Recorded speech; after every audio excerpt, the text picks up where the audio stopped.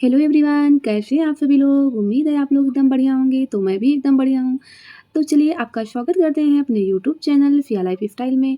और आज आप लोग के लिए एक बहुत ही इम्पॉर्टेंट और अवेयरनेस वाली वीडियो लेकर के मैं आई हूँ। तो आप लोग वीडियो को पूरा देखिएगा और ये वीडियो हर एक लड़की को शेयर करिएगा, हर एक औरत को शेयर करिएगा। चाहे कोई कम पढ़ा लिखा हो, चाहे ज़्यादा पढ़े हो, चाहे कोई बुजुर्ग हो, चाहे कोई यंग लेडी हो, चाहे कोई बच्ची ही क्यों ना हो, आप हर किसी को शेयर करिएगा। अगर कोई पुरुष मेरी वीडियो को देख रहा है तो आप भी अपने घर की सभी महिलाओं को ये वीडियो ज़रूर शेयर करिएगा। तो दोस्तों, अगर कोई लड़की अपने ससुराल में परेशान हो रही है और वो सोच रही है कि उसकी हेल्प कौन करेगा, तो उसकी हेल्प के लिए बहुत सी सारी ऐसी ऑनलाइन सुविधाएं हैं जो घर बैठे अपनी शिकायत कर सकती है और उसको कहीं जाने की ज़रूरत भी नहीं पड़ेगी। कुछ महिलाएं सोचती मेरे पास तो पैसे ही नहीं है, मैं कहाँ से शिकायत करूँगी, मेरी हेल्प कौन करेगा, तो उसकी भी टेंशन लेने की ज़रूरत नहीं है। आज मैं हर एक टॉपिक के बारे में, आपकी हर एक समस्याओं के बारे में बात करूँगी। तो जी हाँ, हम बात करते हैं डोमेस्टिक वायलेंस के ऊपर। घरेलू हिंसा अपने ही परिवार में, अपने ही घर के अंदर बहुत सारी महिलाएं होती हैं जो छेड़खानी का शिकार होती हैं। और जब परिवार में किसी से वो बताती हैं तो कोई उन पे बिलीव नहीं करता है। बिलीव भी अगर वो कर भी लेता है तब भी डांट फटकार के उसको शांत करा दिया जाता है कि ज़्यादा बोलने की ज़रूरत नहीं, किसी से शिकायत करने की ज़रूरत नहीं है, क्योंकि इससे उनकी घर की बदनामी होगी। तो वहाँ पे या तो डरा के, धमका के या इमोशनली ब्लैकमेल करके क्या होता है कि उनकी आवाज़ को दबा दिया जाता है। फिर वो सोचती हैं कि मेरा कौन ही सुनने वाला, जब मेरे घर में कोई नहीं सुनने वाला है तो बाहर मेरा कौन ही सुनेगा। लेकिन ऐसा नहीं, उनको नॉलेज नहीं, उनको जानकारी नहीं, इसलिए वो शांत हो जाती हैं और बस घरेलू हिंसा का शिकार होती रहती हैं और उनके साथ डोमेस्टिक वायलेंस होता रहता है।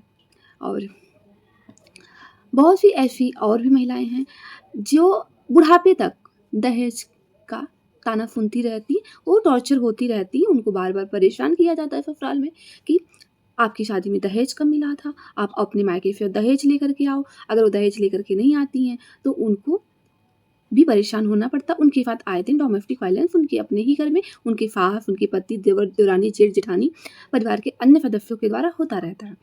तो इसके कुछ महिलाएं ये सोचती हैं कि 7 साल अगर आपकी शादी को हो गए हैं तो दहेज का केस नहीं बनता। ऐसा नहीं है। अगर आपके साथ दहेज की मांग हो रही है, उसके लिए आपको परेशान किया जा रहा है आपके अपने ससुराल में, तो दहेज का केस आप कभी भी दर्ज करा सकती हैं। उसकी एफआईआर आप थाने पे भी जाके करा सकती हैं और आप कोर्ट में भी जा कर के करा सकती हैं। तो जो कुछ लोगों को नॉलेज नहीं है तो उनकी नॉलेज के लिए मैं बता रही हूँ, क्योंकि दोस्तों ये आपके ससुराल वाले का जो डिमांड होता है दहेज का, वो कभी भी उनके दिमाग में आ सकता है, वो कभी भी आपसे डिमांड कर सकते हैं। अगर आपके पड़ोस में किसी बच्चे की शादी होती है, किसी लड़की की, उनकी बहू बहुत सारा दहेज लेकर के आती है, तो आपके ससुराल वालों को लगा मेरे को तो कम मिला है, वो फिर दिन फिर वो अपनी बहू को टॉर्चर करना शुरू कर देते हैं। तो आप दहेज का भी केस कभी भी फाइल करवा सकती हैं। कभी भी थाने पे जा कर के आप, आपकी शादी को चाहे 1 साल हुए हैं, चाहे 10 साल हुए, चाहे 20 साल हुए हों, आप कभी भी उसका भी कंप्लेंट दर्ज करा सकती हैं अगर आपने ससुराल पक्ष के द्वारा दहेज के लिए प्रताड़ित की जा रही हैं, परेशान की जा रही हैं। तो चलिए आज हम बात करते हैं इसी टॉपिक पे। तो जी हाँ, अगर कोई भी लड़की अपने ससुराल में परेशान हो रही है तो ये वीडियो उसके लिए है। तो चलिए सबसे पहले आपको बताते हैं आपको करना क्या है।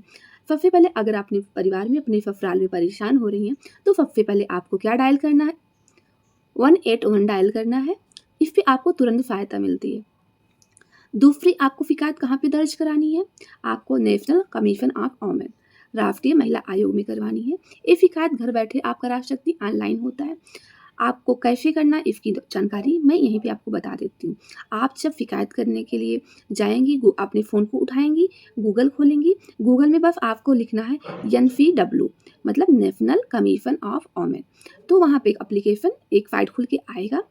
वहाँ पे वहाँ लिखा होगा शिकायत ऑनलाइन, इस तरीके से आपको लिखा है। अब आप खोलोगे ऑटोमेटिक आपको पता चल जाएगा। आप वहाँ पे शिकायत वाले ऑप्शन में जा कर के आपसे जो जो चीज़ें पूछी जाती है वो सारा फिल कर देना। आपका अपना नाम, अपना पता, पिन कोड, आपका ज़िला, आपका स्टेट, आपका मोबाइल नंबर, आपका डेट ऑफ बर्थ और किसके खिलाफ आप कंप्लेन कर रही हैं, उन सबका नाम और उनका पता आपको फिल कर देना है। उसके बाद जैसे आप फिल करते हो तो आपका फॉर्म सबमिट हो जाएगा। उसके पास आपको एक स्क्रीनशॉट लेना है, उसमें बताया जाएगा कि आपका जो फॉर्म है सबमिट हो गया है, शिकायत आपकी दर्ज हो गई है। तो उसको स्क्रीनशॉट लेना और स्टेटस को चेक करते रहना है। तीसरा आप कहाँ करा सकती हैं, हर ज़िले में महिला थाना होता है, स्पेशली वो महिलाओं के लिए बना होता है, तो आप महिला थाने में जाकर के एफआईआर दर्ज करवा सकती हैं। और वहाँ पे बिल्कुल भी डरने की ज़रूरत नहीं है, वहाँ पे भी आपकी जैसी महिलाएँ ही होती हैं और आपकी बात को बहुत ही आसानी से वो समझती हैं, सुनती हैं और एफआईआर दर्ज हो जाता है। चौथा, अगर आपके साथ डोमेस्टिक वायलेंस हो रहा है, तो आप कोर्ट जाइए, कोर्ट में घरेलू हिंसा, डोमेस्टिक वायलेंस का केस दर्ज कराइए और साथ ही मेंटेनेंस का भी केस करवाइए। अब ये सोचो कि ये मेंटेनेंस क्या होता है? अगर आप अपनी ससुराल में आर्थिक रूप से परेशान हो रहे हैं, आपके ससुराल वाले आपको खर्चे नहीं दे रहे हैं, आपकी ज़रूरत की चीज़ें नहीं दे रहा, आपका पति आपको खर्चे नहीं दे रहा, तो आपके ससुराल वालों को आपको हर महीने खर्चे देने पड़ेंगे। उनकी जितनी इनकम है, उसका कम से कम 20% तो देना ही पड़ता है। 20% अपने इनकम का अपनी पत्नी को देना पड़ेगा। तो आप जो है मेंटेनेंस का केस भी कोर्ट से कर सकती हैं और कुछ ही महीने बाद आपका ऑर्डर भी हो जाएगा।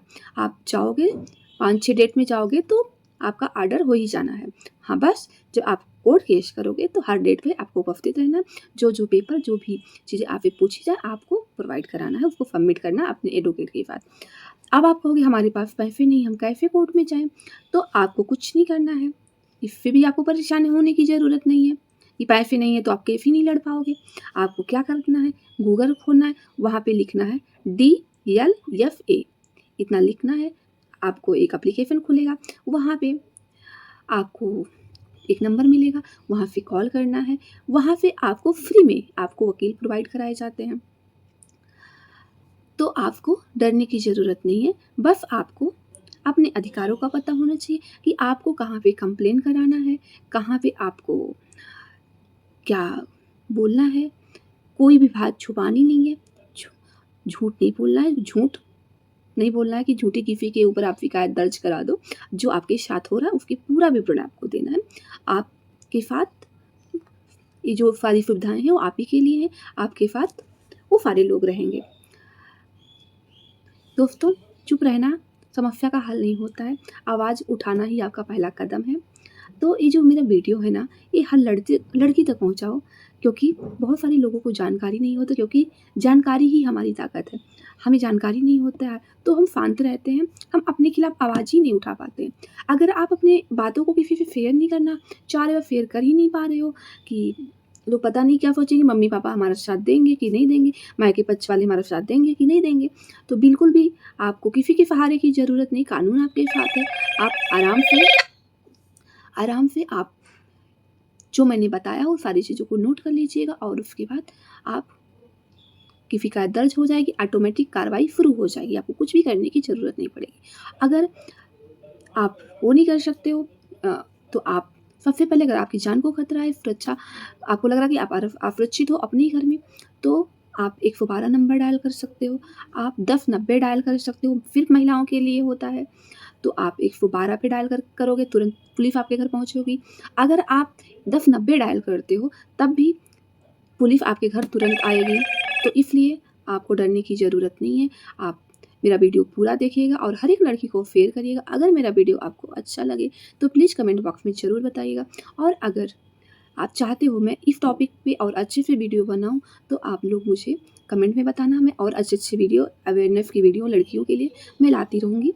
तो ठीक है, मिलेंगे आपसे एक नए वीडियो के साथ, तब तक के लिए बाय-बाय।